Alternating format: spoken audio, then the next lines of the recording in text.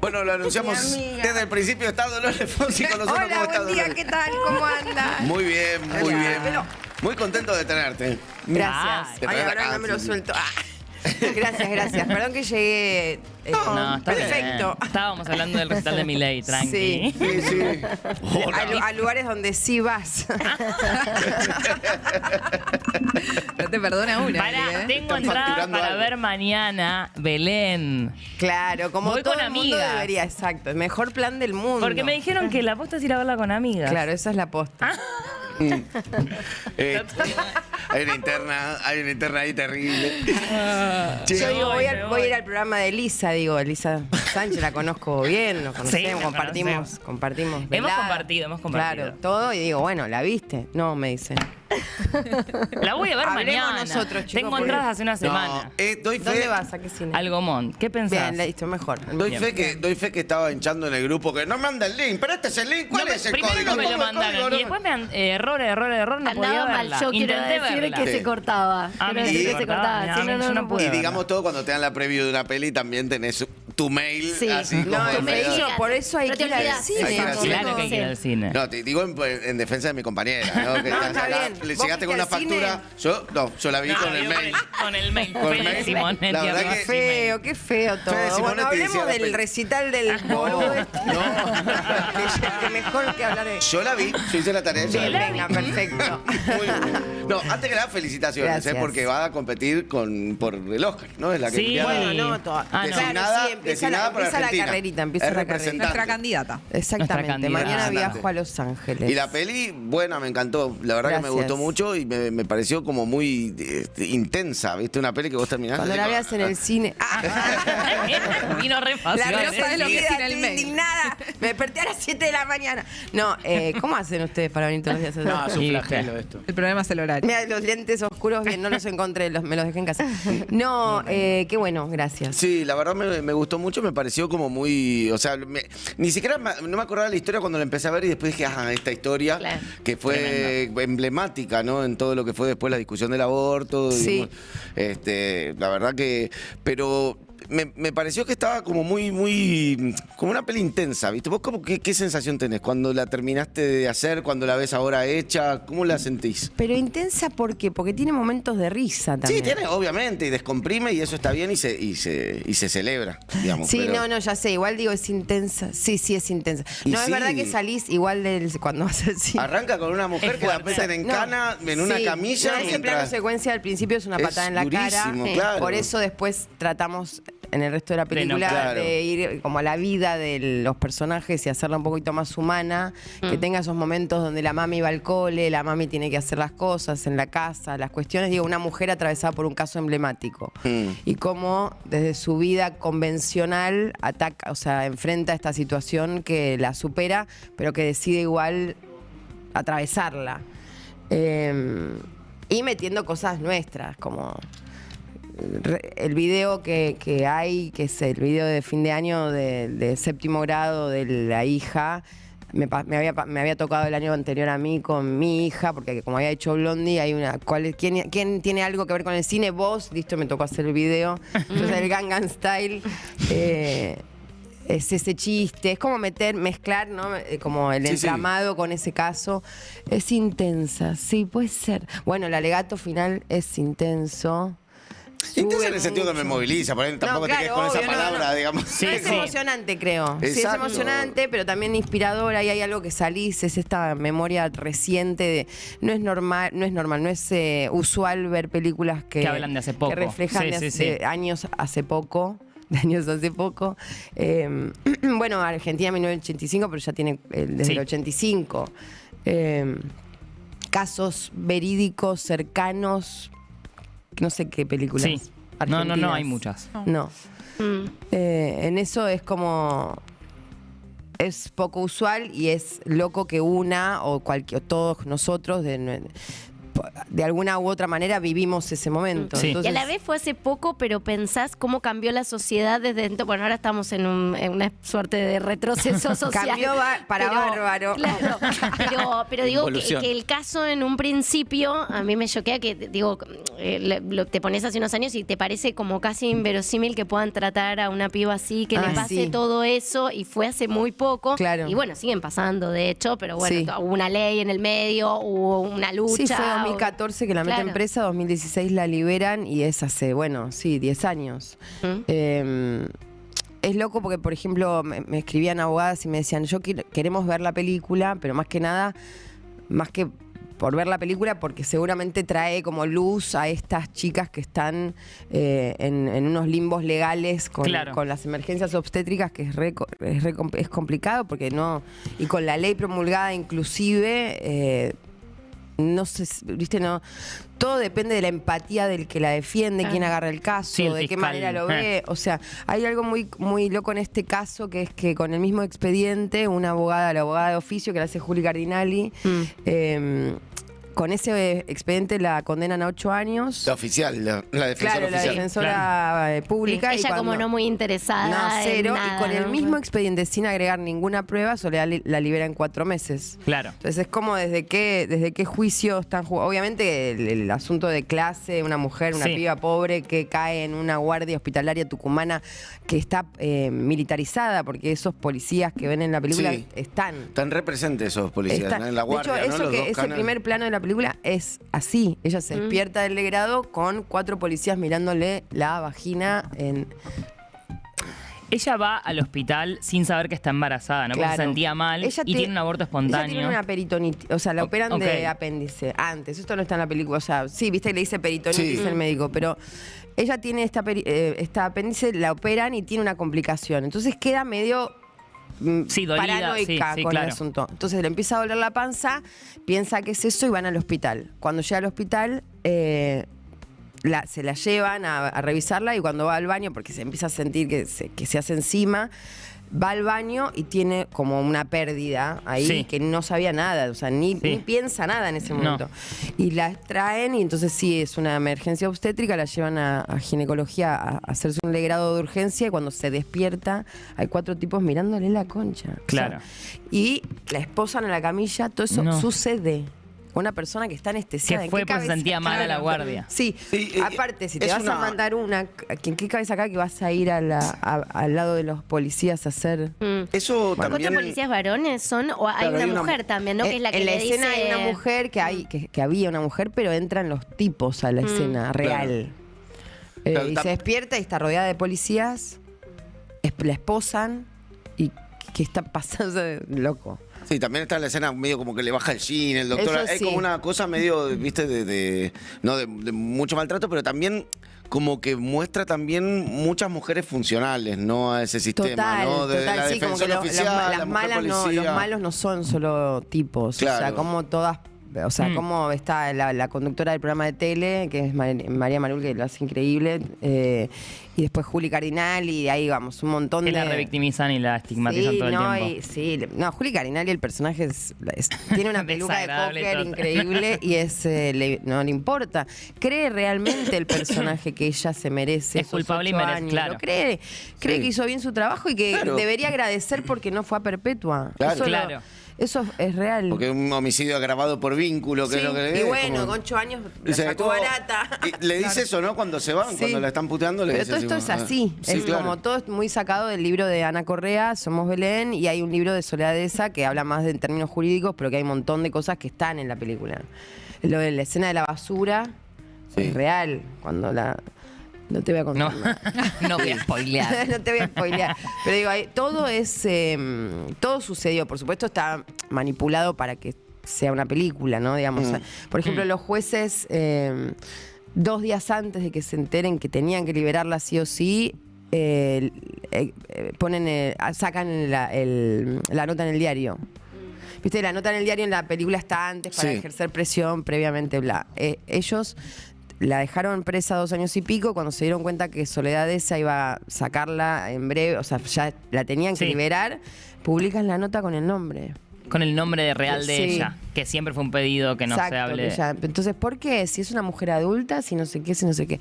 Bueno, es ¿Y eso tuvo impacto en su vida? Sí, después igual todo se voló, pero o sea, Ok. sigue anónima hasta el día de hoy. Pero digo, como cosas de maldad, de con crueldad prejuicio y con saña, desde el primer momento, desde el momento en que cae en la guardia hospitalaria. No, creo que más allá del caso trágico y de injusticia total, la película logra un evento cinematográfico que supera eso, que por eso estamos hablando ahora de la película y por eso siento que tiene un recorrido ahora en breve de Festivales y cosas. Sí, de lo del Oscar y el Goya, sí, digamos, sí. la representación. ¿Estuvo en San Sebastián o en San Sebastián, estuvo, ¿no? en Que- Biarritz y ahora que en tuvo un Río. aplauso así como de un minuto, ¿no? Vi un... 7 minutos. 7 minutos, no sé, pero... no sé si es ¿Cómo? mucho o ¿Qué poco. cara ponés? No, y Ahí aparte, nosotros, tipo, ¿quién cuenta el minuto? ¿Viste? Como quién es? ¡Pa! A cuando empieza el minuto y va, ¡ta! Terminó el Claro, minuto. pero- Me dicen pero- 7 minutos. Ah, bueno, Y buenísimo. así que tuvo un montón de aplausos. No, sí. en San Sebastián sí ganó Camila Plate, ganó actriz de reparto Mira. y después en Biarritz ganamos el premio del público, que eran salas de 1000 personas que votan y son 3 funciones de Hermoso. 3000 personas, divino. Qué bien. Después en Río también la mostramos y en Río fue fuerte porque fui el viernes y volví el sábado a las 7 de la mañana, 7 de la mañana, madre... Soy yo, soy yo la madre. Y en Brasil es ilegal. Claro. Entonces era la proyección y todas Wow. las minas haciendo el pañuelazo diciendo Qué loco. Brasil, aborto legal en Brasil. Era. ¡Wow! ¡Qué flashero! En Chile también, ¿no? Como que pasa algo que más allá de que te lleva la película, te lleva, no te suelta, no te suelta, como evento de cine para ir con tus amigas, que es un planazo, pasa que también de fondo está tirando algo que o es necesario en algunos lugares, o es necesario recordar en otros, o es necesario, ¿no? Como Sí. ese momento que vivimos, que fue tan fuerte que 2020 sale la ley, digamos. Claro. Es emocionante e intensa, así como dijiste vos. Intensa no me gusta porque es como que me lo dice un novio. Intensa, ¿qué sos? Bajá la Che, intensidad. qué intensa. De Dolores, hecho- una pregunta sobre las bandas sonoras de tu Ah, pelis. sí. En Blondie, bueno, le pusiste mucha dedicación ahí en el armado y ahora fue compuesta de entrada por Marina Bertoldi. Sí. Y siento que crearon como un clima medio Challengers, medio como en esa peli. Sí. ¿Cómo lo lograron? ¿Sabes que ¿Fue una idea Challengers tuya? la usaba de referencia? ¿En serio? Sí, te juro. Bien, se nota mucho, lindo. La usábamos de referencia en la escena del auto, en la primera, en el plano previo antes de que entren al hospital, que es como... Sí. En ese momento poníamos la de Challengers para hacer la prueba de cámara. En Blondie lo que me pasó fue que yo no tenía la música previamente y la pasé muy mal en el momento de no queda tiempo, no se van, no se claro. aprueban los temas, que me va a quedar cualquier cosa. Y aparte carísima la... Más ¿no? barata que Gangnam Style, Ah, mira. que es la Mira. que vos decís, Wow. Luciana. Te iba a quedar como O sea, el la Movistar de Velvet Milei. Underground más barata que Qué Gangnam loco. Style. Qué Obvio, estamos, no olvidate. che. Iba- Conozco un tipo que canta Sandro, te canta Los No, Ratones chicos, Paranoicos, pará, te canta pará. así. Javier Milei te Oh, suena. no, me muy bueno, reinteresa, Sí, muy para la bueno. próxima Para la- está Porque buena. necesites, sí, Que sí. bueno, claro, ya la música hay que tenerla de antes. Le voy a hacer casting. No, ¿qué te iba a decir? Sí, Marilina. Entonces dije, no me va a pasar lo mismo. Y Marilina estuvo en Futurock, hizo una nota donde hablaba de músicas contemporáneas y recomendaba como 7 pibas de su edad. Me metí a ver las 7, vi todos los discos de todas y había una piba que tenía 3000 seguidores en Instagram que se llama Astrid Zone, que tenía un disco instrumental increíble. Dije, esto va por acá, como unos sintetizadores de los 80, una locura. Y le dije, che, Marilina, sos vos. Y me presentó 2 pistas con las que después monté toda la película. Después, obviamente, compuso 30 temas. Después quedan 8, digamos. Todo es un proceso, pero lo lindo es Marilina hace el score, la música de la película. Y Mercedes Sosa termina la película. Y son las únicas 2 argentinas Gardel de Oro de la historia. Ah, mirá. Qué lindo. Sí. Lindo. Hay una cosa, hablábamos con Lu antes, que me parece que es una decisión estética que también, viste, leí alguna crítica y como que algunos lo critican, que por ahí no profundizaste en la historia precisamente de Julieta, digamos, Ajá. en el sentido de no hablaste de quién la embarazó, De Belén. con su contexto Sí. familiar. Claro, Belén es como el nombre, Sí, de, sí. digamos, para ocultar el Julieta, pero Sí. digamos, el de la protagonista, ¿no? ¿Por qué esa decisión en algún Primero punto? que Belén hay muchas, no quería Claro. particularizar. Segundo, ella no quiere que se sepa quién es. Claro. Yo no iba a personalizar la historia en el personaje de ella. porque ella no quiere, o sea, no había manera. Pero yo no hablo ni del padre ni de la madre, no hablo de la familia. Hay un montón de datos que conozco de su vida que si bien eran jugosos para tocar, me parece que ahí no está la denuncia. Claro. La denuncia está en justamente, bueno, Belénes hay muchas, Soledades de esa también. O sea, Soledad de esas no. Entonces es como inspirar a esos personajes que se ocupan, esos personajes medio grises, no digo que Soledad de esas sea gris porque es lo más colorida que hay, y abundante y espectacular, pero digo, como los abogados tienen un rol en la sociedad que a veces nadie los ve, viste, que están tapados, y cómo darle un poco de heroísmo a ese rol. Se ven más los burlando por ahí que ese tipo de abogados que están estos abogados que sí pueden que cualquier abogado puede cambiarle la vida a alguien y que de repente depende qué si te animás a atravesar, o sea, si te animás a mirar con esta perspectiva. Por eso decía lo de las dos abogadas, con el mismo expediente, una hace una cosa y la otra hace todo lo contrario. Sí, entonces, ambas mujeres, y ella también llega acompañada por la madre, después aparecen las hermanas, ¿no? Digo, como muchas mujeres. Sí, o sea, no es una víctima que quiere renombre, no quiere que eso que le pasó la defina. Claro. Entonces yo no podía, o sea, obviamente solamente podía respetar lo que ella quería. Claro. Si ella hubiese querido ser la protagonista absoluta, por supuesto que hubiésemos ido por ahí. Claro.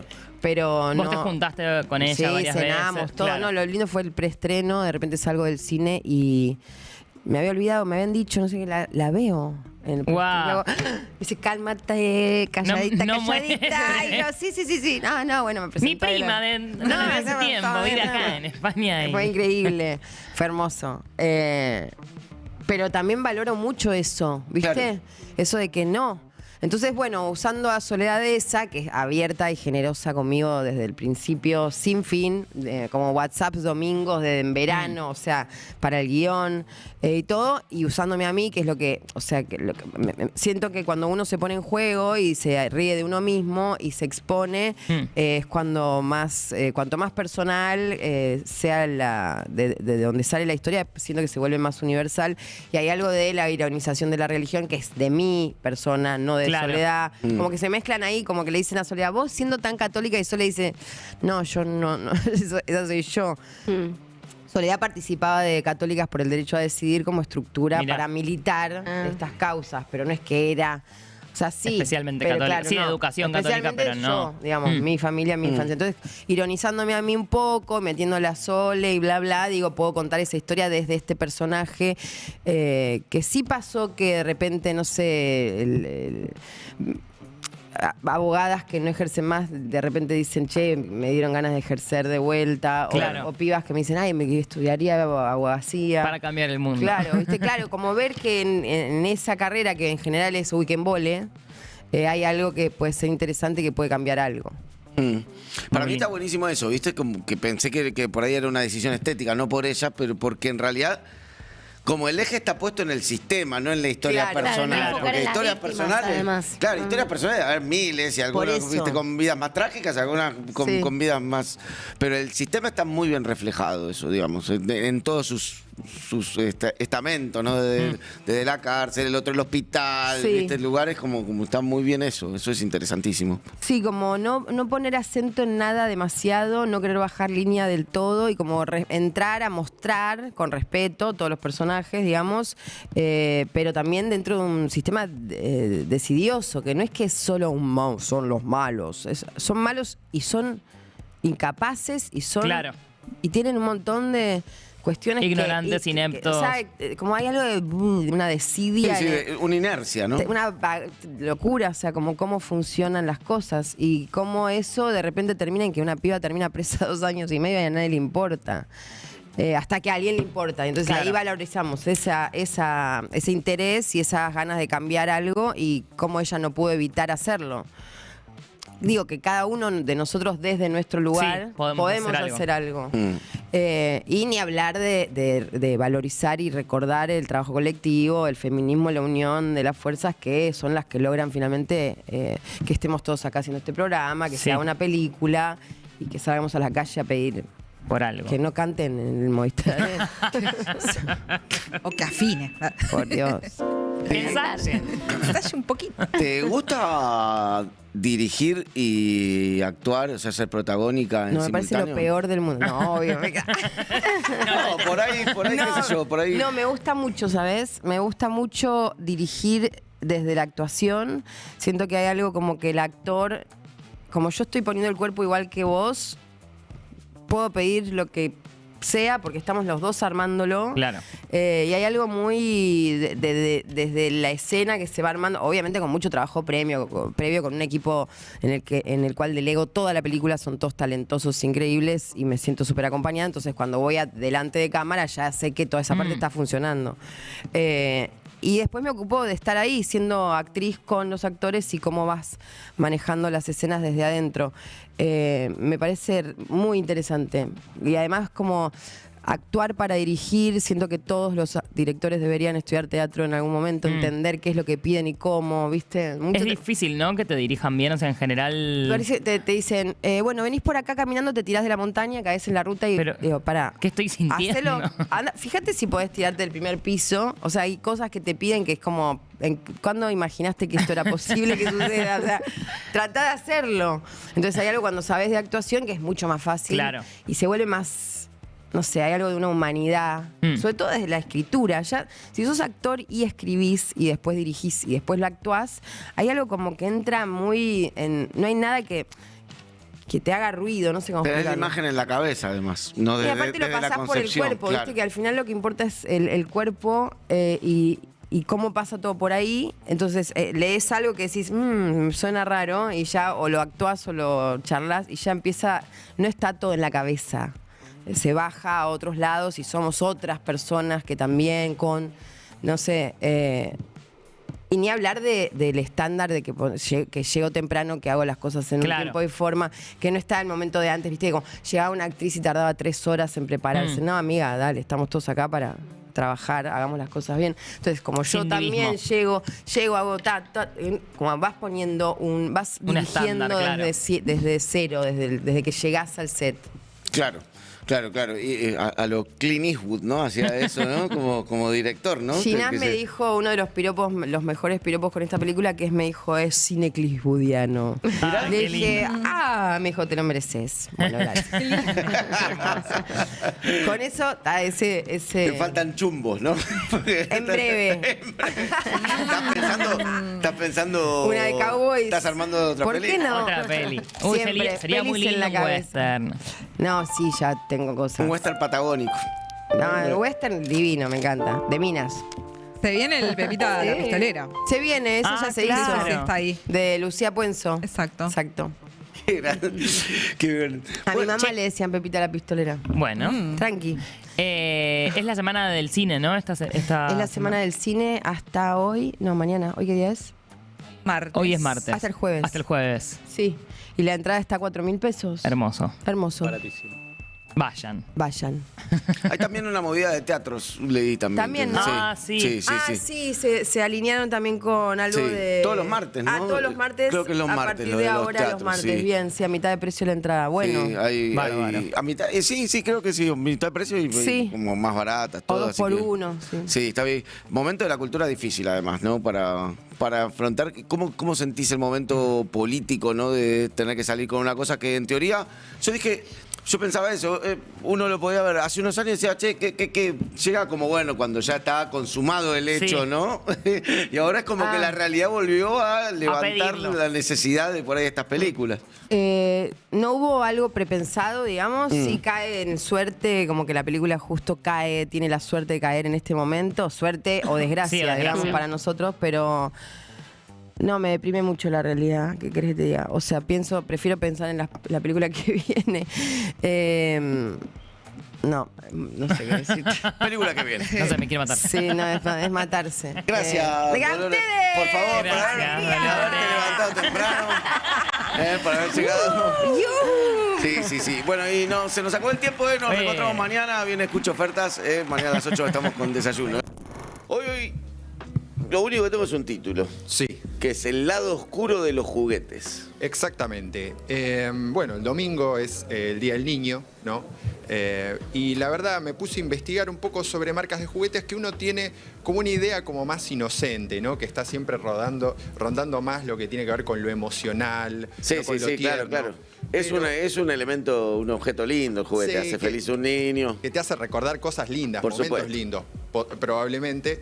Pero en el fondo también son empresas, ¿no? Y las empresas también tienen historias oscuras, turbias. Así que traje algunos casos Me encanta. bastante turbios de distintos juguetes muy, muy famosos que seguro van a conocer.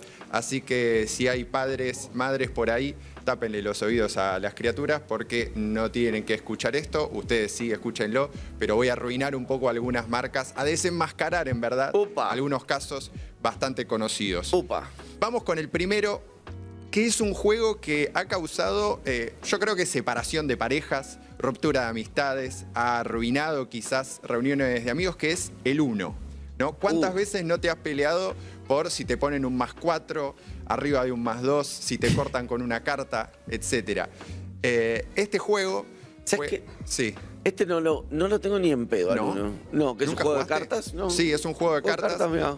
Yo nunca lo había jugado hasta no hace tanto tiempo con unos amigos y soy muy competitivo y no terminó nada. ¿Terminó bien la para cosa. el orto? Terminó como el culo, sí, la verdad. Y estábamos solos en un campo. Éramos 4 y la verdad no estaba como para irnos peleados porque no había internet y no había nada, entonces... Son de esos juegos que tenés que, como dependés de los otros y te garcan, te dicen que Sí. arreglas cosas y te garcan, ¿no? Aparte, sí, se pueden complotar entre los demás. Claro, Para entiendo. no hacer ganar a uno. Hermoso. Entonces este juego nació en 1969 en los Estados Unidos, lo creó un barbero que se llama Merle Robbins, pero él no es el protagonista de nuestra historia porque el protagonista es la persona que le compró el juego en 1972, que se llama Bobby Tesak. Por suerte, el señor... Otro yankee. Sí, un chico joven, tenía 23 años, trabajaba en una funeraria. Y por suerte, Merle Robbins, el creador del juego, no llegó a vivir para ver el verdadero monstruo que era Bobby Tesak, porque la verdad la historia se pone bastante turbulenta. Acá lo tenemos a Bobby Tesak, que si le ves quizás cara de político en campaña, Sí.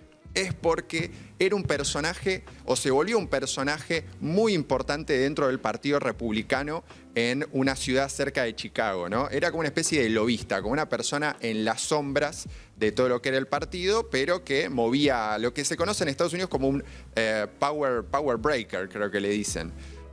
Y este señor, además, obviamente, que con el Uno se había vuelto súper millonario. O sea, vendía más de 10 millones de mazos por año, tenía una fortuna de 40 millones Mierda. de dólares. Entonces era un personaje importante dentro. Además de eso, a este señor, como buen millonario de esa época también, le gustaba la vida de lujo, ¿no? Usaba joyas, organizaba fiestas fastuosas, ¿no? Con muchos personajes, muchas mujeres, muchos estupefacientes también.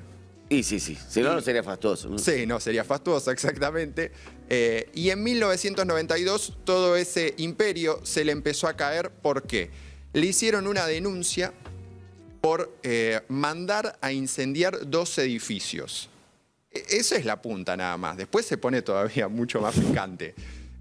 Uno de los edificios era una, no sé cómo se dice, una cancha de bowling, una pista de bowling. Sí, ¿no? un lugar donde se juega al bowling. Un bowling que Un era bowling, de él de para hecho, se cobrar llama. el seguro, $1 millón. Una estafa de seguro tradicional. Tradicional, o sea. Me incendio mi... Exacto. Y el Contrató otro... el seguro muy reciente porque en general el error que suelen cometer esos es que como sacan un seguro y lo incendian al mes siguiente. Claro, sí, no, pero no te quemes. No, literal, claro, sí, literal. Y el otro edificio que mandó a quemar es un poco más picante porque ahí había una oficina que aparentemente escondía algunos documentos con chanchullos que había hecho él dentro del Partido Republicano. Entonces tenía otros móviles. Él en ese año, justamente durante el juicio, termina vendiendo el Uno a Mattel para pagar un poco, afrontar todos estos costos. Pero ¿por qué la historia se pone todavía más turbia? Porque mientras estaba en la cárcel, se descubre que él había intentado contratar a alguien para matar a un congresista demócrata. Trató también de contratar a un compañero de celda en la cárcel para que mate a la persona que él había mandado a incendiar uno de los edificios porque dijo, no se quemó lo suficiente. Y además amenazó a la novia de su hijo que terminó declarando en el juicio que ella no solo era la novia del hijo, sino que también tenía una relación paralela con Bobby. No. Y con Bobby Tesac, y que Bobby aparentemente no solamente era consumidor, sino también proveedor, si se entiende lo que digo. Sí, se entiende. Básicamente. Sí. O sea, oscurísimo. Oscurísimo, sí. Este señor estuvo varios años en Cana, hasta que salió en 2003, en 2002, pero en 2013 volvió. Varios años. Sí. En 2013 volvió en NACA porque, bueno, aparentemente tampoco pagó la restitución millonaria que le habían hecho, le habían sentenciado por los incendios. Entonces, ahora no se sabe bien dónde está, pero tuvo una historia bastante truculenta. Lindo. Sí, la segunda marca de la que les quiero hablar es la marca de juguetes más importante del mundo, más grande, la que más factura, que son los ladrillos encastrables Lego, ¿no? Sí, los Lego. ¿Quién no habrá jugado Lego? con un ladrillo Sí, Lego? por supuesto. Una multinacional hoy en día, ¿no? Sí. Empezó en Dinamarca, pero hoy factura más de 11.000 millones de dólares. Sí. Está en todo el mundo, tiene parques de diversiones, tiene tiendas. Y ahí vemos dos ladrillos, porque uno de los grandes problemas que ha tenido Lego justamente tiene que ver con los juicios por empresas que han intentado copiar o han sacado por lo menos ladrillos similares, ¿no? Bastante parecidos claro, sí. a ellos. Tienen muchísimos juicios por patentes contra otras compañías. Que hacen bloques, ¿no? Que Juegos hacen de bloques. Sí, porque Practice, todo Lego nació en 1949, lo creó un señor danés, que lo vemos ahí, Ole Christiansen, que en verdad antes tenía una fábrica de juguetes de madera, pero se le prendió fuego 2 veces y terminó pasando al plástico. Esa es otra historia para contar. Y cuando lanza esto... Nada que ver con el otro, que prendía fuego todo, ¿no? Sí, exactamente. Esto fue incendio no intencional, al menos. Pero bueno, se le incendió la fábrica 3 veces igual, así que... Mucha mala suerte. Mucha mala Tocó el huevo suerte. izquierdo, Sí, hay que prender un saumerio. Los lanza en 1949 y, como te dije, a lo largo de la historia tuvo muchos juicios contra otras empresas que querían copiarlo, pero en 1987, en uno de esos juicios, termina confesando el señor Christiansen. Bueno, ¿sabes qué? Te tengo que decir que la verdad yo también me inspiré en otro ladrillo. No son tan originales los Legos. Porque en verdad dice que el original, era un ladrillo británico que se llamaba Kiddicraft, que lo había creado un señor británico, que es llamado Hilary Page, que si lo ves, son muy parecidos. ¿Y de qué año? Medio Tenenbaum él, ¿no? Tiene Es como un Tenenbaum con alopecia. Sí. Este señor era un británico que había estudiado muchísimo lo que era la psicología de los niños a la hora de jugar y había creado estos ladrillos Kiddicraft en 1947, le salió la patente a él. ¿Y cómo llegan a Lego? Porque justamente Lego, cuando hace este cambio de madera a inyección de plástico, en una de las empresas que le va a vender la máquina para hacer inyección de plástico, como muestra le dan los ladrillos Kiddicraft para que vea cómo funcionaba. Y el señor danés dijo, mira qué lindos estos ladrillos, vamos a hacerle unos cambios, vamos a achicarlos por acá, me lo llevo, y termina lanzando esto. ¿Qué pasa? Cuando se descubre esto, Lego sale a decir, no, bueno, nosotros habíamos comprado los derechos de Kiddicraft, nosotros ya teníamos el visto bueno, es más, en el sitio web de Lego dice, nosotros les preguntamos si estaban ok y nos dijeron que sí, nos desearon buena suerte. Sí. A ver, la historia del señor Hilary Page, el creador de Kiddicraft, es bastante triste porque su empresa nunca tuvo mucho éxito, perdía mucho con Meccano, ubicás la marca. Sí. Bueno, él perdía con Meccano ahí en Inglaterra y termina quitándose la vida en 1957. Entonces queda su viuda. La viuda dice que Hilary Page nunca supo que Lego había sacado esos ladrillos, porque imagínate, 1940, 1950, la comunicación. Uno estaba solo en Dinamarca, el otro estaba solo en Inglaterra. Claro, no te enterabas que sacaban unos ladrillos iguales en Dinamarca. Exactamente, claro. No se había enterado y que muchos años después, como 20 años después, vino Lego y le dijo, che, te compro los derechos. Pero bueno, 20 años después, ¿no? Es como que se tomaron su tiempo, cuanto menos. Pero le sacó buena guita igual. Le sacó, sí, porque ahora después Lego se convirtió en una mega empresa. Igual sigue teniendo juicios por patentes casi de vez en cuando. Y lo pagan con el precio de los Legos, que son más caros que la mierda. Te paga con Legos directamente. Billetes de Lego. Sí. Es como lo mismo, pero divertido. Pero no vale nada. esto. Sí. Yo a veces me guardo, hace poco encontré billetes, viste, que te dan en los boliches para pagar de la consumición. Y dije, esto Billete lo podría de usar. boliche, Sí, sí. y después me enteré que el boliche cerró, así que bueno, no, Ah, ya no. tampoco se puede usar. La entidad emisora. La tercera historia que traigo acá tiene que ver con otra inspiración medio polémica y es la muñeca quizás más famosa del mundo. Estamos hablando, por supuesto, de la Barbie. Barbie, claro. Barbie, creada en 1959 por Ruth Handler. La vemos ahí, la creadora de la Barbie original. Ella es cofundadora con su marido Elliot Handler de la empresa Mattel, también una de las 3 empresas más grandes del mundo en cuanto a juguetes: Hasbro, Lego y Mattel. Coquetísima ella. Ella, muy regia, Sí. espléndida. El tema es que ella termina en un momento confesando en su autobiografía ¿Que también la choreó? que también unos años antes se había ido de vacaciones a Suiza. Espléndido, ¿no? Ahí Sí, a sí, Suiza. la típica vacación en Suiza. Típica vacación suiza. Y había visto una muñeca que se llamaba la muñeca Lily. Ahora bien, esta muñeca era medio particular porque era una muñeca que había nacido en Alemania hace unos años antes, que es esta, Lily. Y Lily Upa. está inspirada, en verdad, en una tira cómica del diario alemán Bild. Por eso Claro. ya le dicen Lily Bild.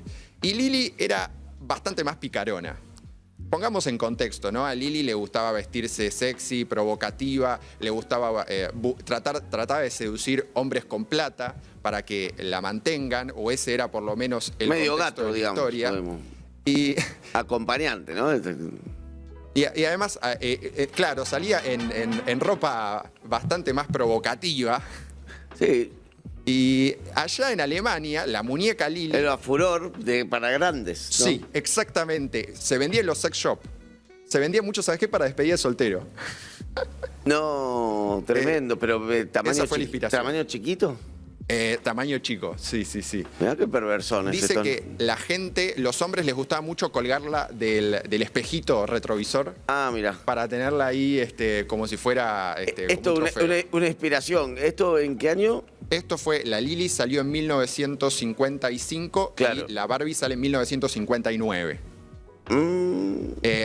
Igual después hay un juicio y terminan haciendo un acuerdo extrajudicial para comprarle los derechos de Lily y no tener ningún otro quilombo Pero más. la Barbie para niños salió. La Barbie era para niños y Sí. sabés que en verdad se llama Barbie porque la hija de Ruth se llama Bárbara. Claro. Y cuando sale la Barbie, la chica, la Bárbara original, que es ella, tenía 18 años. Claro. Y mucha gente creía que la muñeca estaba modelada o inspirada en su propio cuerpo. Y dice que se sentía muy incómoda Claro. porque la gente en los eventos siempre se le acercaba y le preguntaba, ¿sos vos la Barbie? No tenés nada que ver con la muñeca. le decía. Claro, pero Sí. imagínate para una chica de 18 años como súper Sí, sí, incómodo, sí. que un Toda montón gente, de sí. extraños se te acerquen. Mira, no tenés nada que ver, vos sos más gordita. Esas ¿qué? frases, sí. Además, hay otra historia que también es bastante divertida y está en la película de Barbie de manera así muy acotada, es que este matrimonio, ¿no? Ruth y Elliot Handler tuvieron un quilombo bárbaro en los 70 porque la empresa infló números de facturación y de ganancia, los descubrieron, justamente para poder tomar préstamos de bancos y así poder comprar otras empresas y crecer dentro del negocio juguetero. Tendría que haber nacido en Argentina, eso es. Eso es moneda Eso corriente. acá le llamamos contabilidad Sí. creativa. Algo parecido a lo que había hecho caso Parmalat también, que inflaba Claro. números de ganancia para poder comprar otras empresas y pedir préstamos. Y después se fue a la mierda en un Fue- toque, Parmalat, claro. Sí, exacto. Parmalat se fue, desapareció. En verdad, ahora está el dueño es una empresa francesa, se llama Lactalis.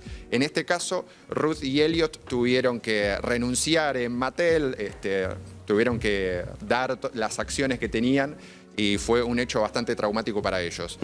Y el último caso, yo sé que acá estuve viendo el programa y vi que estaba en agenda un poco a veces el tema de las teorías conspirativas, Ah, en sí, particular todo el tema Vale. Sí, las palomas espías. Uf. ¿Qué pasa si te digo que puede haber un juguete que te está espiando en tu propia casa? Hay un libro que a mí me gustó mucho de Samantha Schweblin, Kentucky's, Sí. justamente que habla de estos juguetes que tienen cámaras, ¿no? Tienen micrófonos. Y en los Estados Unidos, a fines de los 90, Un oso, ¿no? hubo una locura por el Furby. ¿Qué es? en 1998. Es este bicho que vemos ahí, uno de los primeros mascotas, juguete, robot animatrónico. Es como un gremlin. Es como un gremlin, sí, tiene mezcla de hámster, mezcla de búho. Y viene con la cámara Bueno, el tema del... en la frente. Imagínate que para la época, claro, es como el sombrero de Homero cuando entra Sí. totalmente camuflado. Para la época, imagínate que uno de estos bichos, ¿no? Que cuando vos le dabas un beso te respondía, lo acariciabas y te decía I love you. Sí. Incluso si los ponías a dos juntos y uno estornudaba, el otro también. O sea, es como que interactuaban. ¡Wow! Boludo. Para la gente eso Eso era en los 90, pseudo brujería. pero- Pseudo brujería. Cuestión que una cosa que para el ciudadano de a pie de golpe se vuelva loco, diga, che, ¿esto cómo funciona? ¿Tiene una cámara? ¿Esto me está grabando? ¿Tiene un micrófono? Eso es una cosa. Ahora bien, ¿qué pasa si eso llega a los agentes de seguridad nacional del gobierno de los Estados Unidos? ¿Cómo? Sí. El Pentágono empezó a desconfiar y decir, che, ¿estos no tienen una cámara? ¿No estarán quizás captando información confidencial de la casa de los agentes de seguridad nacional? Sí, durante el gobierno, esto era durante el gobierno de Clinton en el 98. Claro. Imagínate que además en 3 años este juguete vendió más de 40 millones de unidades. O sea, estaba en muchas casas estadounidenses. Pero se sabía que venía una cámara, o sea, lo compraban porque venía con una cámara. El juguete nunca tuvo cámara ni micrófono. Nada. No, el juguete tenía sí un parlante y sensores que respondían a ciertos estímulos. Claro. Y tenía además un parlantito para poder hablar, que ni siquiera hablaba en español, hablaba en una mezcla, ¿viste? Como los Sims que hablan medio en Simlish. Entonces, todo esto se resolvía si la gente lo abría. Compraba uno, compraba uno y lo de revisaba. seguridad y lo hacía mierda el bicho y chao. Sí, pero el Pentágono decidió directamente prohibirlo de todas las, de todas las Pobre. oficinas. Por lo menos del gobierno. Además empezó a revisar la casa de los agentes para ver si ellos tenían un Furby en su hogar. Y además, imagínate, si Estados Unidos, que es la meca del lugar de seguridad, ¿no? Y de persecuta en cuanto a todo eso, de lo que pueda haber de seguridad nacional, imagínate, en los otros países dijeron, no, pará. Nosotros capaz también tenemos los Furbies. Hay que empezar a revisar. Empezó a haber un montón de una histeria colectiva Sí. en torno al juguete que al final no tenía una mierda. Una era locura. simplemente un muñequito. Exacto. Y la empresa tuvo que salir a decir, esto es espectacular, tipo, los Furbies no son espías. Les digo, los Furbies no son espías, digo. No te están investigando. No te están investigando, tranquilo, no tenés nada interesante para que sepamos. Así que, bueno, estas fueron algunas historias curiosas. Sabemos que, bueno, de vuelta, los juguetes son marcas, son empresas, siempre tienen estas historias, pero qué felices que nos han hecho, la verdad, ¿no? Qué grande. Javi Ledesma estuvo en Desayuno. Gracias por venir, Javi. No, por Estás favor. con las Nos 3 vemos. tiras, estás para candidato en la tercera. Muy bien. ¿Cómo estás, Javi? Bárbaro, me olvidé los anteojos, pero creo que vamos a... Toma, te vamos presto a los estar bien. míos. A ver. A ver si de casualidad. No, Ah, no funciona. no funciona. Ni de cerca, ¿no? Listo. Es algo que casi nunca ¿Querés que funciona. te vaya a veces usar otros punteando anteojos. yo? No, estamos bien. Perfecto. Por suerte acá tenemos la pantalla, está bastante grande, así que vamos a estar bien. Excelente. Sí. Me di cuenta cuando salí y vi que no veía el número del bondi. Y dije, oh no, cometí un grave error. Qué raro, qué loco olvidarte, ¿eh? Sí. En fin, Trump, Imperio Trump, como le Mr. dicen President. los yankees, Trump. Los Yankees, sí. Hay un libro que se llama Trump Nation, por ejemplo, ¿no? De la nación Trump, que es un hombre realmente fascinante y que en los últimos, por lo menos la última década, ha estado en conversación en todo el mundo. Hombre, más de una década, ¿no? Sí, o sea, pero por lo menos desde que es presidente de pero los antes de Estados ser Unidos, presidente pero también, antes sí. ya era una figura Sí. pública y muy conocida. Sí, El tema es que él ya desde la campaña, o por lo menos cuando ya esbozaba intenciones de ser presidente de los Estados Unidos, siempre en su discurso decía, yo soy un hombre que se hizo a sí mismo, un self-made Sí. man. ¿No? Contaba que tenía una fortuna de $10.000 millones, que había sido gracias a su instinto asesino, su capacidad para negociar, su visión para los negocios. Y una buena plataforma de origen. Sí. Porque también si arrancás tipo, siendo millonario. Bueno, ese es el tema. Él siempre dijo que era un hombre que se hizo a sí mismo. Y en verdad, ¿es tan así? No, claro, Porque claro. no es tan así. Y hay varias investigaciones además que descubrieron algunos artilugios, ¿no? Cosas que un poco rompen esa mitología que él creó alrededor de su origen como multimillonario y que acá vamos a contar un poco cómo es ese origen. Porque también en el mundo de los negocios hay un montón de mitos, ¿no? Se dice que Franco Macri fue albañil. No fue albañil. No fue albañil, claro. No, para nada. Pero es más o menos como si Mauricio Macri dijera, yo me hice a mí mismo. Digamos, yo empecé como vendedor y era, la empresa del padre, ¿no? Empecé en el garage del edificio de mi papá. Pero primero veamos a ver, ¿qué sabes vos de Trump? Por ejemplo, si yo te dijera, describilo más o menos, ¿qué sabés datitos de él? Es hijo de empresario neoyorquino. Sí.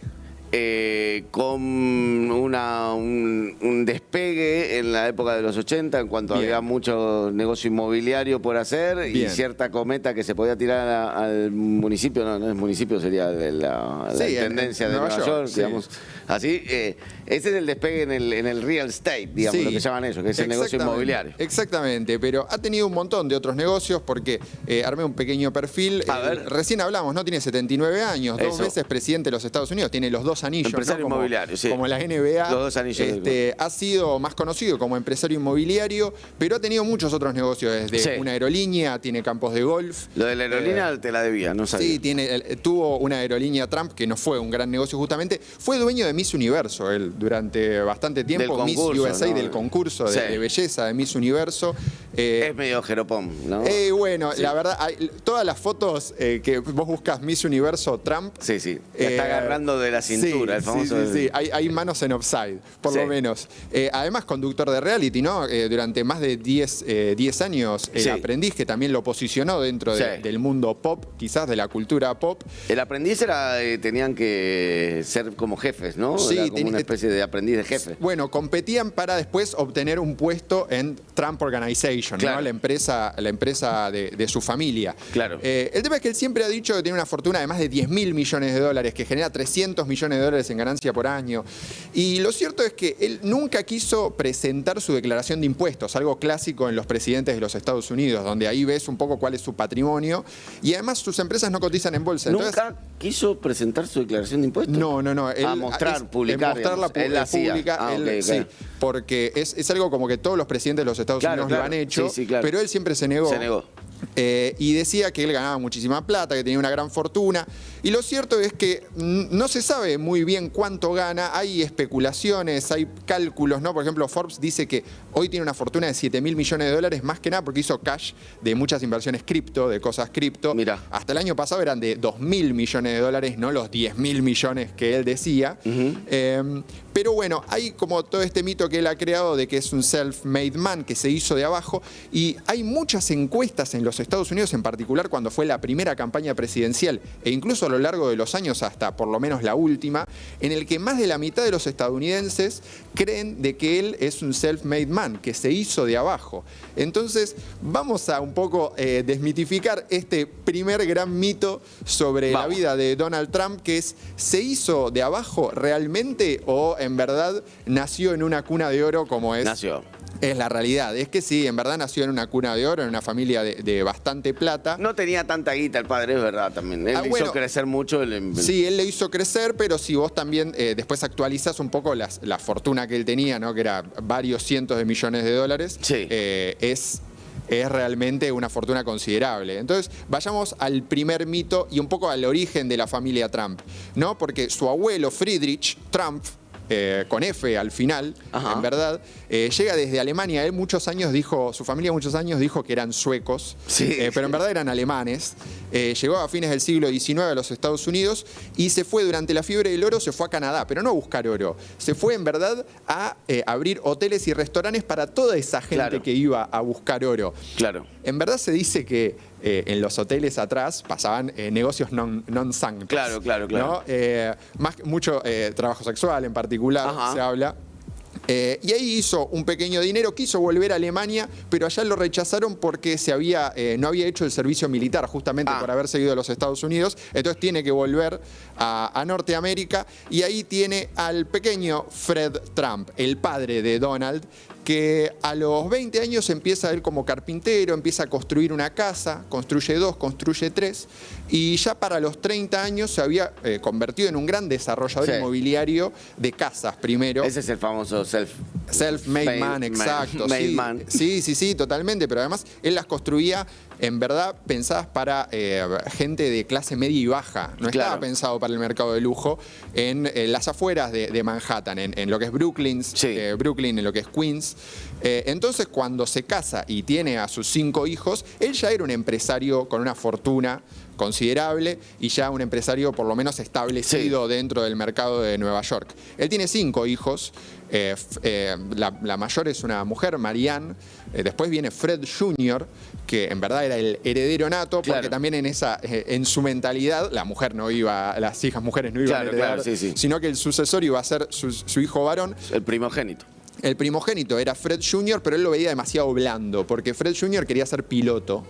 Fred después tiene una historia bastante trágica porque termina deprimido, termina con alcoholismo por el que muere por consecuencias del alcoholismo en el 81. Entonces su sucesor, o por lo menos el que él elige como el heredero, es su 4º hijo, que es Donald, Donald J. Trump, que después cuando termina, ya pensemos, a los 17 años ya Fred le dona a sus hijos 7 complejos de departamentos, no un depto, complejos de departamentos, y los empieza a volver sus empleados. Claro. Entonces ellos eran los administradores, ellos eran también los que cobraban los alquileres y además les pagaba por fees de consultoría a sus hijos, que tenían 18, 20 años. Claro. O sea, que era una manera, una donación, era pero de por lo darles menos una los hacía donación, ir a la oficina. una donación sin pagarle impuestos, básicamente. Claro. Porque allá además lo que es el impuesto a las donaciones es del 50%. Claro. Entonces de alguna manera les iba pasando su fortuna, la herencia. Entonces Donald empieza a trabajar formalmente ya a los 21, se vuelve vicepresidente de las empresas. Y el Donald es el más capaz, digamos. Sí, y además en el que el padre veía ese instinto asesino, ese killer. Olía la guita. ¿No? Ahora hay un libro de una sobrina de Donald que cuenta que describe a su abuelo, a Fred, como un sociópata, y que Donald tenía como esa misma personalidad. Esa misma forma, claro. Sí. Entonces Donald empieza a trabajar con su padre, pero en el 76 dice: yo me quiero cortar solo, quiero apuntar al mercado de lujo. No a las viviendas de clase media y baja como mi papá. Vamos al mercado de lujo. Otros creen de que en verdad esto era una idea de Fred, porque el que ponía la plata era Fred, no era Donald.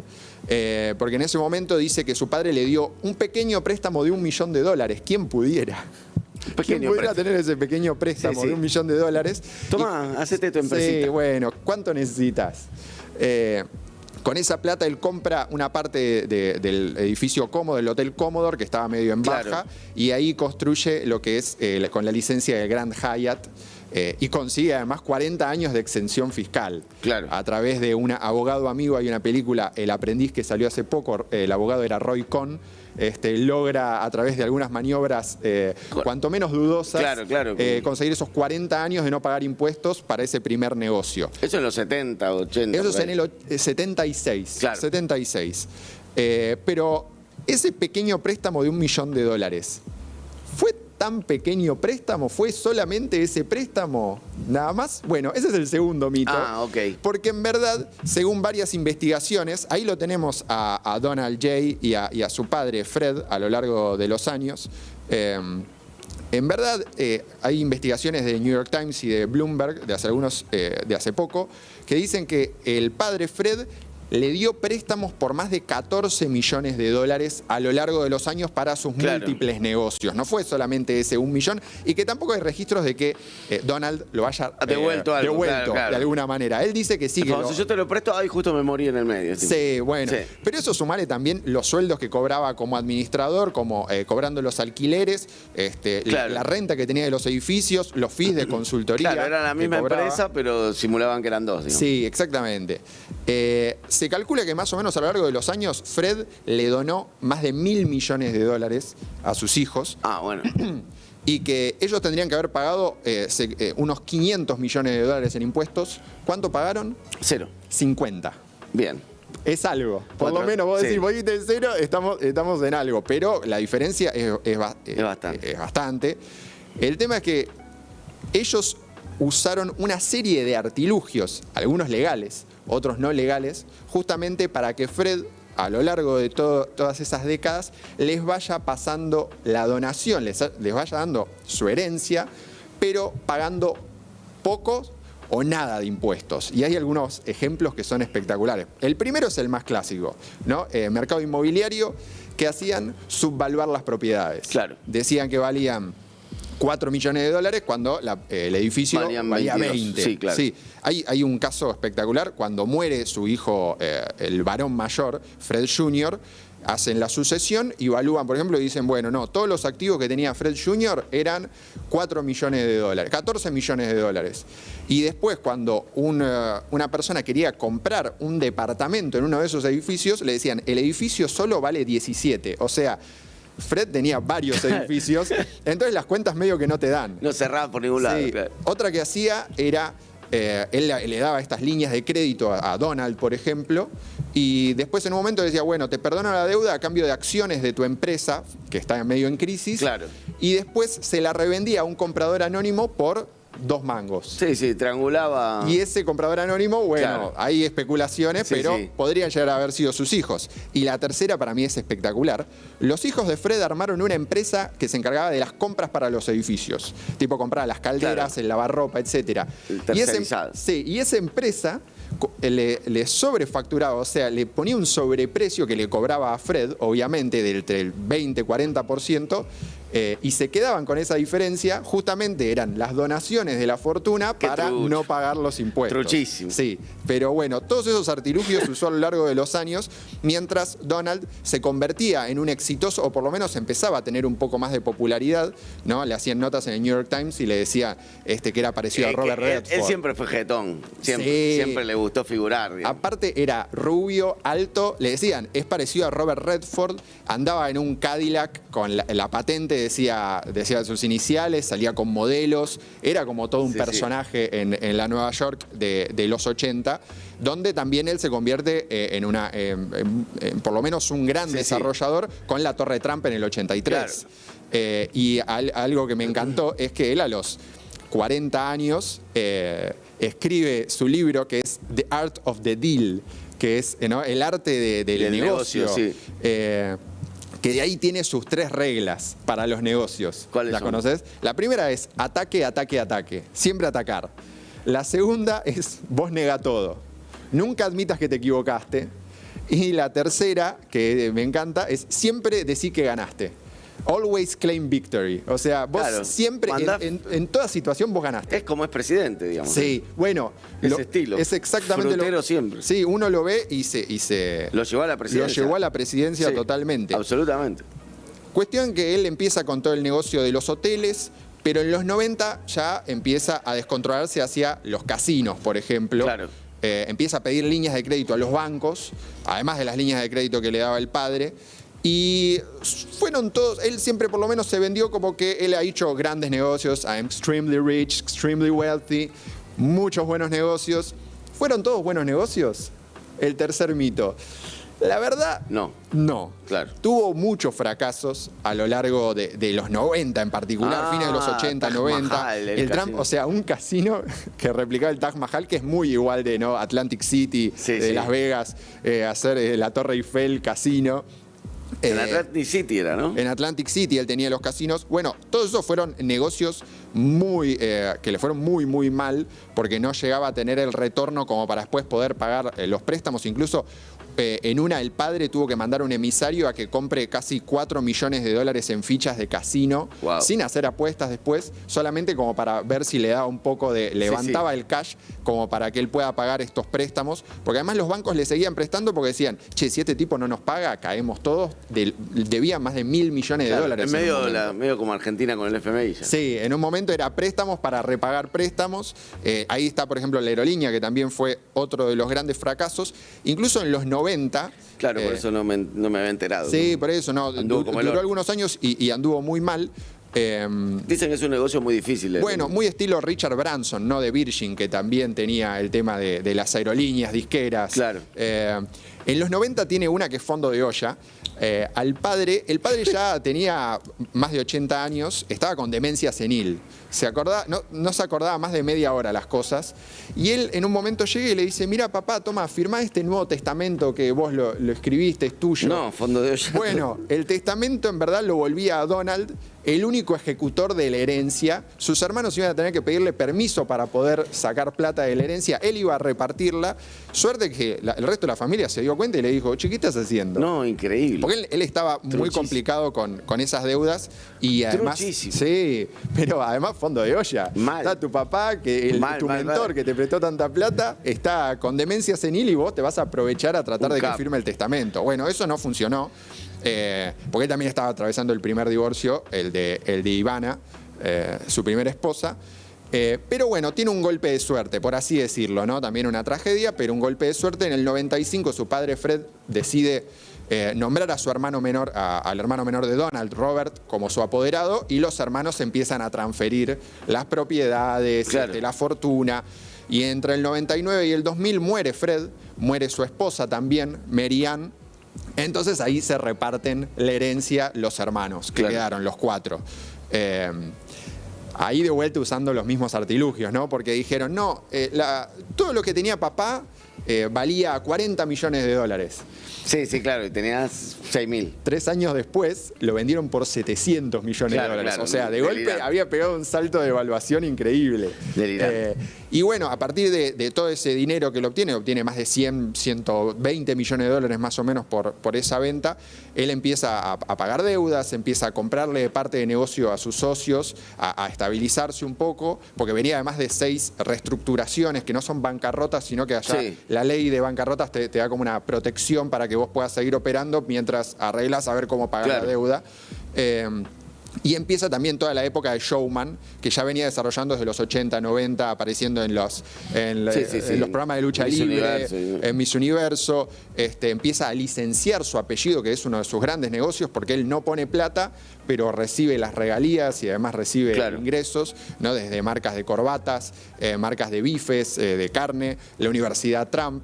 Y después lo que es el caso, o sea, fijémonos que él vende las empresas del padre en 2003 y en 2004 sale El Aprendiz, desde la Torre Trump, que además lo reposiciona como un gran, por lo menos como un gran empresario a nivel del marketing. Hay que decir eso, un genio del marketing, maestro del autobombo total, genio. Este señor, que después de eso, bueno, tiene todas las temporadas del Aprendiz.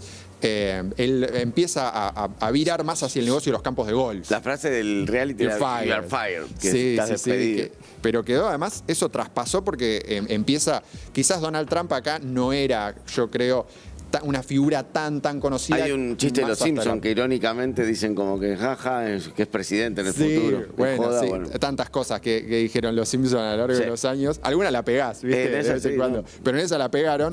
Y acá yo creo que El Aprendiz fue también lo que lo posicionó en el mundo a ser un poco más conocido, más allá de lo que era él como empresario inmobiliario ya en los Estados Unidos, que era conocido. Ahora bien, después tenemos ahora el Trump presidente, que a partir de su presidencia, él le pasa a sus hijos el negocio y entonces asumen un poco lo que es la batuta Donald Jr., Eric, Ivanka, Tiffany y Barron, que es el más chico, que es del último matrimonio. Y ahora está más ligado a lo que es torres, hoteles, campos de golf, tiene una bodega. Pero sigue sin saberse. Y el negocio realmente. De ser presidente, ¿no? Y el negocio de ser presidente, sí, bueno, todo lo que fue con los criptos. Hay uno que tiene el rumor, lo mencionábamos, de que tiene una pareja argentina. Ah, ¿sí? Carlos, sí. Es Barron, sí. ¿no? Es el Barron, sí, el que dice. Lo escuché, cierto, lo escuché ayer. Sí, mirá, no. Incomprobable. Es que, bueno, hay uno de ellos que, por ejemplo, vino hace no tanto a Uruguay, por la Torre Trump Uruguay, que todavía no está, es un proyecto por verse, ¿no? Pero bueno, hoy está en manos de sus hijos y todavía no se sabe bien cuánto gana, se calcula que unos $80 millones por año, pero hay un montón de mitos alrededor de toda la historia de Trump, que igual, la verdad, no le hace daño a nadie que él diga que es un self-made man y que no lo sea. Le hace daño al mundo, en realidad. Sí, a ver, Que- Es mitología. Sí, sí, pero... Es mitología. Después lo que hace él empodera. es otras cosas. Pero eso fue un poco la historia de los orígenes de Donald Trump. Qué capo. Bueno, ahí estamos con nuestro... Hola, señor Ledesma. Un gusto. Nuestro columnista estrella, que nos va a explicar, como es habitual, de marcas. La semana pasada nos hablaste de vinos Sí. y hoy nos hablaste de algo que marida bien con los vinos, o nos vas a hablar de algo que marida bien con los vinos, que son las citas. Exacto, Pero no de las citas en sí mismas, sino del negocio que hay detrás de las citas. Sí, porque el otro día charlando con un amigo me dijo, qué difícil está el mercado, ¿no? Como si Mirá. fuera un operador de Era bolsa. Álvarez Agis. Sí, claro, exacto, sí. Y yo le dije, no, ¿por qué? Me dice, no, porque estás todo el tiempo dando swipe, viste, poniendo like, no tenés match, si salís te decepcionás porque no funciona. Y la verdad, el tema de las citas, o por lo menos el ritual del apareamiento viene, ¿no? Es un impulso humano Sí. desde millones de años, ¿no? Se ha hablado en la Ilíada, ¿no? Todo el quilombo que se arma a partir justamente del tema ese de las citas y las parejas. Y me puse a averiguar un poco a ver qué estaba pasando, ¿no? A raíz de esto que me había dicho mi amigo. Y la verdad es que las apps de citas están en su peor momento Mirá. del modelo de negocio. O sea, aparentemente se habría pinchado de alguna manera esa burbuja porque no solo están perdiendo plata, están despidiendo gente y están teniendo un problema en lo que es el núcleo de su O negocio. sea, tenía razón tu amigo, no es Sí. que no se le está dando a él, sino que efectivamente el mercado está pasando mal momento. Efectivamente, el mercado está en un muy mal momento y tenía bastante razón, así que hoy justamente vengo a hablar de esta crisis que están teniendo las apps de citas. Breve historia o repaso. Si hablamos de citas, uno piensa en una quizás Sí. que es la central, que es Tinder. Sí. Pero aparecieron muchas más, hubo algunas otras. No sé si hay alguna argentina. Hay algunas argentinas que son mucho más chicas, pero en verdad, si querés, la verdad hay como un gran, Muy bueno. un gran timeline que se puede armar de lo que es el negocio de las citas, porque obviamente como todo se termina convirtiendo en un negocio esto de, ¿no? El ritual de la copulación, ¿no? De Claro, sí, conseguir sí, un poco de conocer a alguien. hacer el matchmaking, como le dicen técnicamente, porque viene primero a la vieja usanza, ¿no? Después hemos tenido distintas maneras. Por ejemplo, en los 60 se creó el primer sistema de computación que podía machear parejas. Bien. O sea, viene desde larga data. Tuviste Fonoclub, por ejemplo, ¿no? Claro. Que Las vos llamabas líneas. y había un 1% de búsqueda de amor, 99% de charlas chanchas. Claro, sí, claro. Y después distintos formatos, como podía ser MSN, los chats online, ¿no? Que empezaron a aparecer más a partir de los 90, hasta 2010, 2012, que salen las apps de citas, puntualmente con el lanzamiento de Tinder. En allá el por medio, si 2012. querés, tuviste todo lo vinculado ya al entretenimiento de eso. Desde Roberto Galán con Yo me quiero casar. Exacto, sí, Cupido. Cupido hoy en Sí, en formato Blender. 100% original Claro, con formato el colega de Damián Cook. Cook. Pero tuviste todo eso también que funciona. O sea, hay algo ahí, evidentemente, de entretenimiento, no solamente de búsqueda y de toda esa historia. Pero yo nunca tuve la experiencia de usar Tinder, por ejemplo, la más Sí. utilizada, pero me acuerdo en un momento sí me había bajado, me habían recomendado, soltero, por supuesto. En aquellos años, una llamada Happen, que era una cosa medio que funcionaba como con GPS, te cruzabas a alguien y Sí. te aparecía. Es que en verdad empezaron a aparecer cada vez más y cada una quería tener como, al principio se Una copiaban, especificidad, sí, claro. y después empezaban a tratar de diferenciarse. Una te ponía solo tus contactos en común, o sea, a partir de gente que conocías en común en Claro. Facebook. Otra te decía, bueno, con geolocalización. Claro. Y así. Hablamos obviamente de Tinder, que es la más conocida, pero en verdad hay 3 grupos que se llevan un 70% de la torta de este negocio, que son Match Group, que es el dueño de Tinder, que compró Tinder, y además es el dueño de más de 40 apps de citas, Mirá. desde OkCupid y varias otras Ok. que son más conocidas en lo que es Europa, en lo que es Asia. Y ahí esa empresa, en verdad, un poco Tinder nace en 2012, a partir de una incubadora. Yo había armado como una especie de nexos entre empresas, porque están como medio conectadas entre sí también. Ahí lo vemos. Ahí está. Tenemos a Tinder, que es el dueño es Match Group, Y ahí tenemos abajo a John Rad, que fue histórico CEO durante mucho tiempo. Después Tinder en 10 años cambió 9 veces de CEO, para que te des cuenta un poco también lo convulsionado que está el negocio. Pero John Rad terminó bastante mal con la empresa porque Match Group lo acusó de grabar conversaciones de manera ilegal con sus superiores. No sé, un tema que está muy en agenda ahora. ¿Es ruso o no? No, él es estadounidense. Al lado de la rubia es Whitney Wolfhard, que en 2013 renunció a Tinder, que ella era parte del grupo. ¿De qué es el logo de arriba? Bumble. Ah, el de Bumble. Bumble, sí. ¿Ves, amor, lo afuera que estoy de esto? Agus. No tengo idea, amor. Lo hiciste bien, ¿eh? No sabía en serio de qué era el logo. Ella es la fundadora de Bumble, era del grupo de cofundadores de Tinder, pero renunció en 2013 acusando a otro de los cofundadores de acoso y abuso sexual. Y en 2014 ella funda Bumble, que era una red social, una app de citas, que justamente buscaba cómo empoderar a la mujer dentro de este vínculo, dándole la posibilidad de ella dar el primer paso en cuanto a la charla. Que después te dejo... Y limita la cantidad de, me contaron, pero limita la cantidad de, digamos, aprobados que puede poner una mujer a un hombre respecto a una mujer, como que tiene más margen de acción la mujer en general, ¿no? Estás muy informado. ¿Viste? Sí, estás muy informado. Soy periodista. Sí. Y a Whitney Wolfhard, ¿quién le fondió la empresa? Porque ella no puso la plata, se la fondió el muchacho de al lado, que sí es un ruso, Andriy Andreev, o sea, como una especie de Rodrigo Rodríguez ruso, que es el fundador de Badoo, que es una app de citas que también es bastante histórica, porque está ya desde 2009. Era un .com antes. Sí, sí. En verdad era como una red social que después terminó derivando en app de citas, que es muy fuerte en México y en Brasil. Él fondeó Bumble para que ella la fundara y después terminó saliendo de la empresa acusado de misoginia y de ambiente tóxico laboral. Así que, bueno, un quilombo todo. Y al lado tenemos a Joel Simkai, que es el fundador de Grindr, la aplicación más importante de lo que es dentro de la comunidad LGBT, que es distinta porque ese es Quick Matchmaking. O sea, vos directamente ves por geolocalización, apretás el usuario que te gustó y chateás. Bueno, no importa.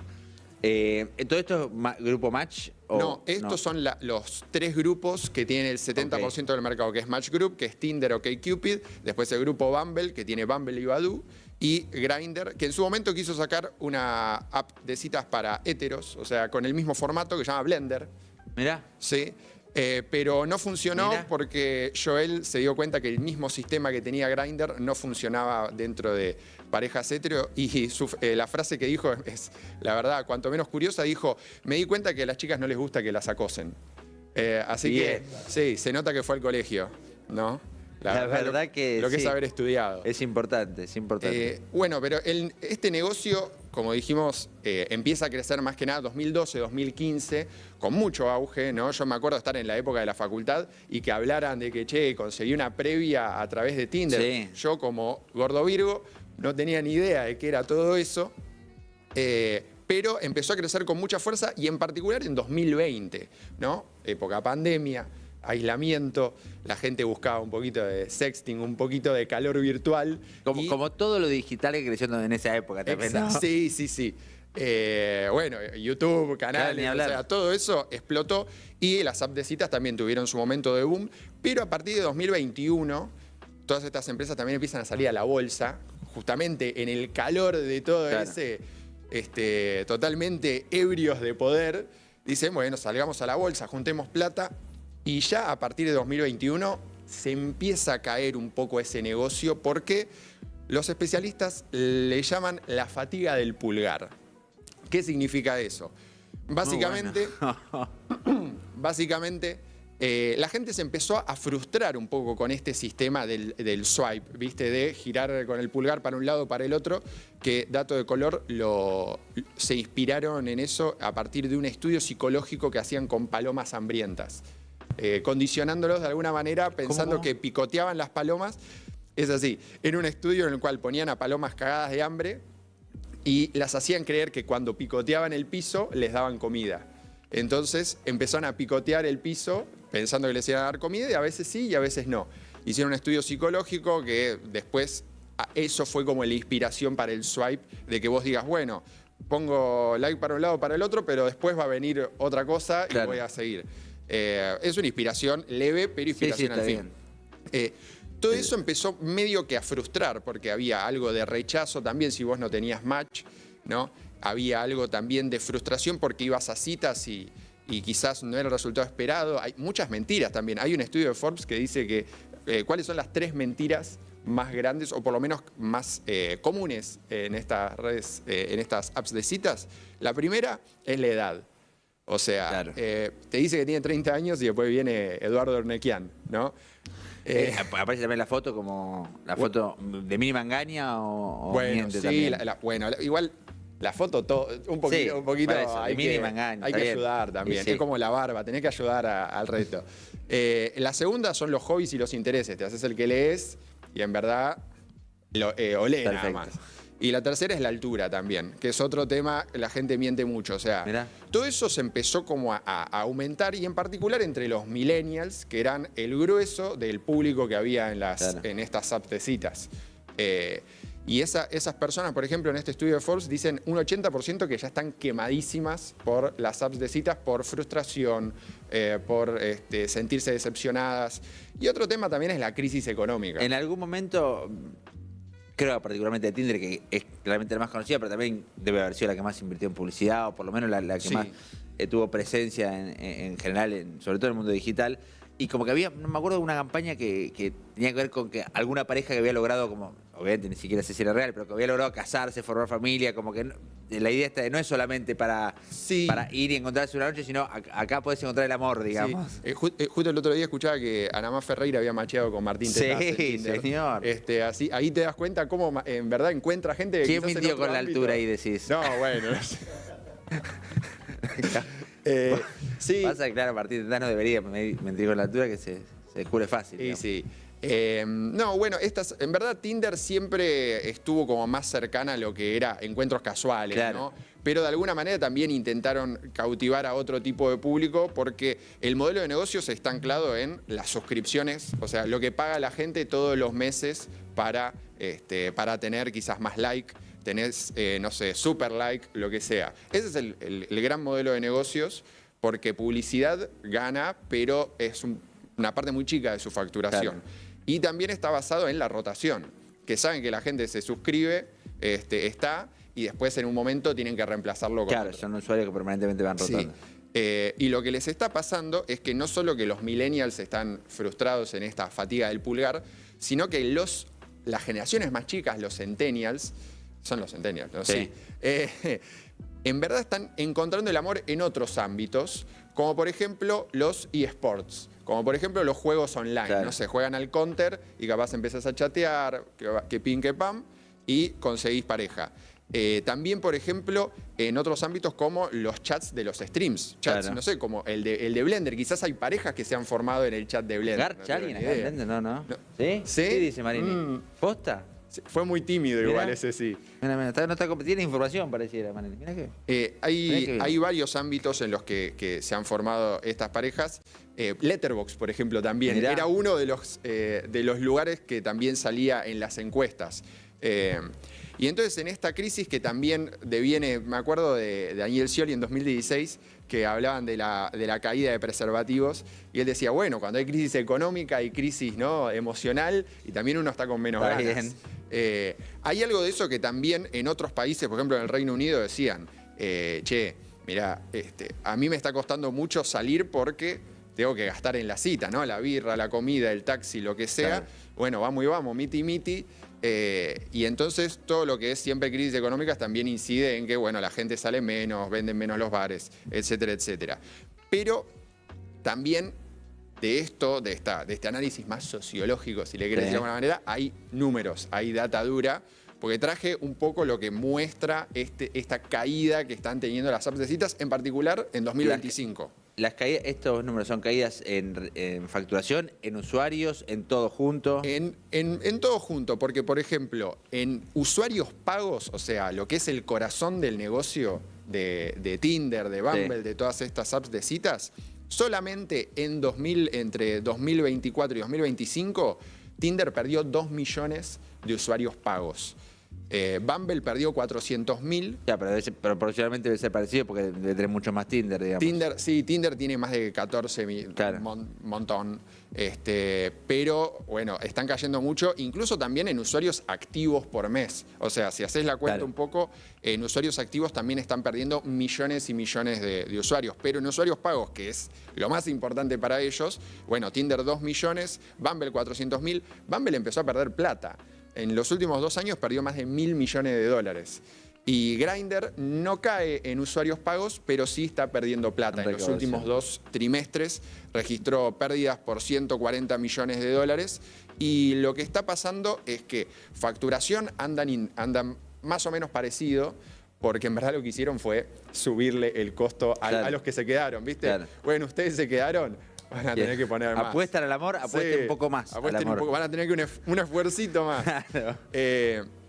Pero Claro. están gastando muchísimo más en nuevos desarrollos, en costos de marketing y además todos estos números se ven reflejados en que en los últimos meses, tanto Tinder como Bumble echaron gente. Tinder un 13% de su fuerza de trabajo, o sea, unas 300 personas, y Bumble un tercio, Motosierra. 240 personas. Claro, pasaron ahí la escoba porque los números no están cerrando, no sabemos si es que es una burbuja que se pinchó de alguna manera o qué está pasando. Lo cierto es que están tratando de innovar con cosas nuevas, que es justamente la idea de innovar, ¿no? Ahora que pienso lo que dije, es bastante Claro. boludo. Pero lo que están tratando de hacer es, bueno, a Ofrecer ver, otros servicios, ¿qué digamos. les podemos ofrecer a estas personas? ¿Sí? Eso te iba a preguntar, ¿alguno de estas empresas o los grupos apostó a algún otro rubro dentro de lo que es el mundo aplicaciones, redes sociales, plataformas, o se cierran y se centran en gente que busca gente, digamos, básicamente? Mira, por Gran ejemplo, programa. no, Bumble, sí. Bumble, por ejemplo, lo que hizo fue sacar una versión que es para buscar amigos. Que no sé Raro. si termina de funcionar, es Sí. raro. Y otra que es para corporativo, ¿no? Para buscar Está bien, temas más laborales. laburo. Sí, sí, Ok. sí. Entonces ahí tenés como una especie de diversificación. Lo que están haciendo más es tratar de ver, bueno, ¿qué más le podemos ofrecer a la gente? Y por ejemplo, Tinder sacó, me dio un poco de vergüenza, pero sacó un chat para que vos puedas practicar chamullo y después No. te haga una evaluación de Muy bueno. qué bueno es tu levante.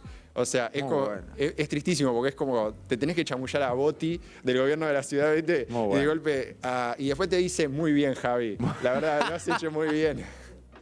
Muy bueno, pero... Es muy triste. Había increíblemente, cada tanto aparecían en algún lado, había muchachos que se dedicaban a chorear con eso y que te Sí, daban clases había de cómo expertos levantar. en seducción. Eso. La escuela de O sea, seducción. están dejando sin laburo a unos cuantos de esos chantas. Mirá vos. Hay un nicho que está complicado con las nuevas cosas de Tinder. Y después lo que pasa también es que muchas personas, hay como un éxodo hacia aplicaciones que apuestan más justamente a las relaciones a largo plazo. Por ejemplo, Match Group, además de Tinder, tiene Hinge, que es como la aplicación que su eslogan es, esta aplicación está hecha para Muy bueno. ser eliminada. Y Hinge se está llevando a algunos de los usuarios que se están yendo de Tinder. Muy buen ejemplo con Sí, Boy. sí. Es que me parecía el más redondo de Sí, todos. sí. Y después hay muchas otras apps de citas que están surgiendo, pero más tirando hacia otros nichos. Por ejemplo, tenés una que se llama Breeze, que lo que hace es que no podés chatear y directamente te reserva una salida en un bar que tienen, viste, convenios. O Y sea, entonces vos vas y si te macheás, conocés. digamos, Vas y te conoces esa- a los bifes. Y está si no bien. vas, te paga... tenés que pagar igual por la Ok. reserva cancelada. Tenés, sino, Our Time, que es para los más 50. Así que los más 50 que están buscando el amor también pueden meterse en esa app. Sí o sí, más 50, no puede. Más 50, sí, más No hagan 50. trampa. No algún picarón que Que le entre gustan los diciendo, veteranos, las sí. veteranas, no hagan trampa, no. No. Tenés también Upward, que es solo para cristianos. O sea, de vuelta también podés no ser cristiano Ojo. y entrar, pero la verdad está hecha para lo que es todos los cristianos. Y después tenés también otras como Gliden, que es más para los picarones, que es para relaciones no monógamas.